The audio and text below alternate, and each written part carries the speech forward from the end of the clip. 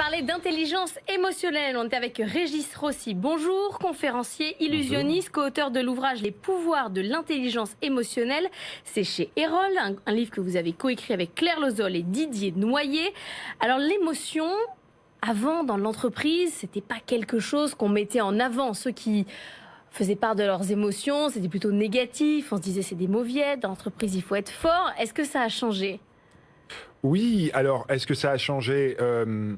Il y a encore cette idée reçue qui persiste encore, mais il y a vraiment des évolutions qui ont été faites ces dernières années très clairement, parce que les neurosciences ont apporté beaucoup d'informations sur le fonctionnement de notre cerveau, et on sait aujourd'hui que les émotions, elles ont un impact incroyable sur nos cognitions. C'est-à-dire qu'elles nous permettent, en fait, elles ont un impact sur notre manière de mémoriser, notre manière de percevoir notre monde, notre relation à l'autre et notre manière de prendre des décisions.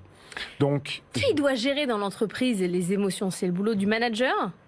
Alors, en fait, c'est un... On lui met tout sur le dos. Oui, il est c'est petit, vrai. il est cher à tout, il doit aussi gérer les émotions. Ouais. Non, je pense que c'est un travail...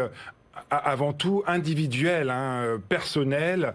Évidemment, le manager a une fonction importante sur la gestion des émotions, si je puis dire. Mais effectivement, quand on parle d'intelligence émotionnelle, on parle de connaissance de soi et de connaissance de l'autre. Donc, c'est un travail à faire de manière simultanée. Mais ça veut dire quoi l'intelligence émotionnelle? Ça veut dire être empathique, sentir les choses, voir quand il y a un malaise, voir c'est quoi? Oui, effectivement, c'est une traduction opérationnelle, effectivement.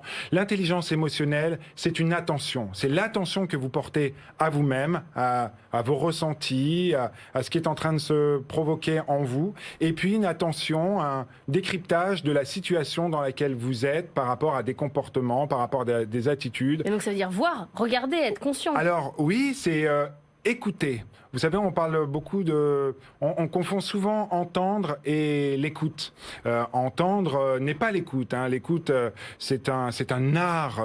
On a l'ouïe pour entendre, mais vraiment, l'écoute, c'est un art. Donc, en fait, c'est d'avoir une écoute active, d'avoir cette capacité à prendre du recul pour avoir une analyse beaucoup plus fine de l'environnement dans lequel nous sommes. Mais ça se travaille ou c'est complètement inné? Non, ça se travaille, bien entendu. C'est une prise de conscience dans un premier temps. Donc, c'est un travail à faire sur soi. Il faut être conscient, moi, je ne suis pas émotionnellement intelligent. Il faut que je travaille là-dessus. Voilà, exact. Alors, en réalité, ça ne se passe jamais comme ça. On part jamais de zéro, on n'est jamais à 100. En réalité, c'est un intérêt que nous devons porter. Si à un moment donné, on sent que dans nos relations interpersonnelles, elles n'aboutissent pas. C'est-à-dire que, en tant que manager, si on n'arrive pas à conduire d'équipe, si on n'arrive pas à engager nos collaborateurs, si on n'arrive pas à créer un climat de coopération et de confiance, alors oui, il faut s'interroger. Il faut s'interroger sur soi.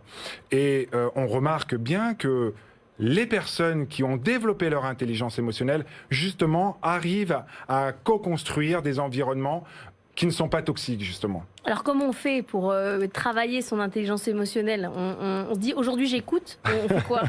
Oui, alors, l'intelligence émotionnelle, comme je le disais, elle se fait à deux niveaux. Il y a la connaissance de soi, donc cette capacité à prendre conscience de ses propres émotions. Donc, comment ça se passe très concrètement? Eh bien, c'est de s'interroger sur des moments de vie que nous avons, des moments de vie donc professionnels, sur lesquels nous avons eu des réactions qui parfois nous dépassent, et de s'interroger, mais pourquoi j'ai eu cette réaction-là? Quels sont les besoins sous-jacents à finalement cette réaction, et comment est-ce que je peux y faire face? Voilà. Donc il ne faut pas le prendre mal, il faut retravailler dessus. Tout à fait.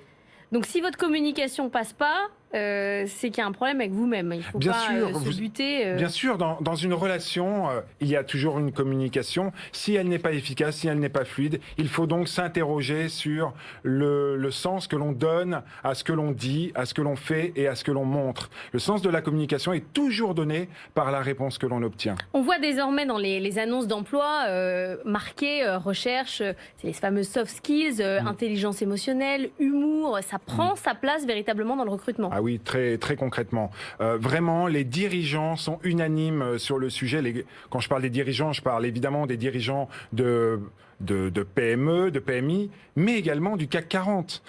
Ils sont tous conscients que notre société s'est transformée ces 10-15 dernières années et probablement ces derniers mois. Et qu'il va falloir effectivement pour générer de la confiance, de l'engagement, de la coopération collective, il va falloir effectivement travailler sur de nouveaux leviers tels que cela. Aujourd'hui, quand vous interrogez les DRH sur qu'est-ce qu'ils semblent mettre derrière le mot talent, ils parlent d'intelligence émotionnelle, mais ils parlent aussi de ne pas voir tout noir ou tout blanc, de capacité à changer d'avis. Ça fait aussi partie de ça ? Oui, bien sûr. Je pense qu'il faut renforcer notre humilité, notre humanité également. Hein. Ce sont des valeurs qui sont de plus en plus recherchées par les dirigeants parce que finalement, on se rend compte que nous avons cette capacité de co-construire à partir du moment où nous sommes dans l'altère. Vous voyez, on n'est pas...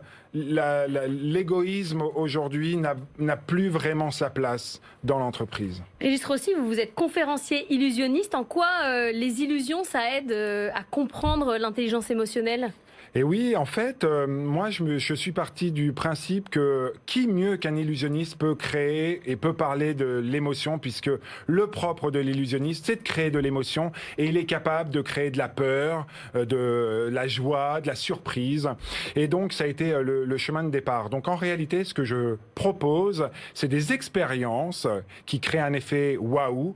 Et ce qui va être doublement waouh, c'est d'expliquer tout le processus cognitif qui m'a permis de réussir cette expérience. Et alors que l'auditoire s'attend à ce que je sois extrêmement fort techniquement, ce qui n'est pas complètement faux, hein, il faut avoir une connaissance technique, mais ils vont voir que c'est grâce à mes capacités à susciter de l'adhésion, de l'engagement, de la confiance que je suis parvenu à atteindre mon objectif. Et donc je fais le parallèle avec les fonctions très souvent managériales ou commerciales. Et là, comme tout le monde, vous faites des Teams en ce moment Voilà, j'en ai fait un avant de venir. Ah bah oui. C'était un Teams. Vous faites des Teams d'illusion, ça marche aussi? Ça marche. Il a fallu réadapter complètement. Je vais être très honnête avec vous. Avant le Covid, on me demandait déjà d'intervenir derrière un écran. J'ai toujours refusé. Mais là, évidemment, voilà, il faut savoir s'adapter. L'intelligence émotionnelle, c'est aussi cette capacité de pouvoir accepter rapidement, dans un temps extrêmement court, la situation et de pouvoir se projeter sur l'avenir. Merci beaucoup, Régis Rossi, conférencier illusionniste, co-auteur de l'ouvrage Les pouvoirs de l'intelligence émotionnelle. C'est chez Erol. Merci d'avoir été avec nous.